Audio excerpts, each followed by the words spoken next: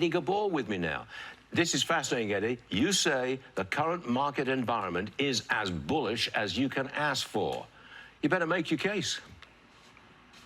Stuart, as you know, our decision-making on our investments for our clients are strictly data-driven and math-driven. And right now, the data is getting stronger and stronger. The first data point that we have really highlighted that we're not seeing a lot of people talk about is the boom in household income. The May labor market again showed that the trends are above normal trends. So that means incomes are growing at a much higher pace than what inflation is increasing.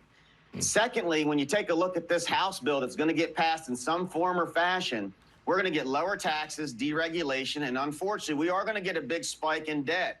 That is also going to add more fuel to the fire. And then the next data point is commercial and industrial lending has started to accelerate on a rate of change standpoint.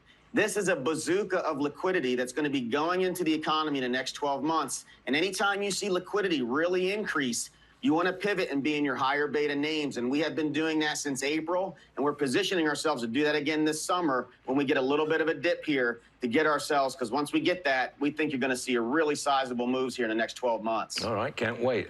Next one. You bought Bitcoin for the first time. Why now?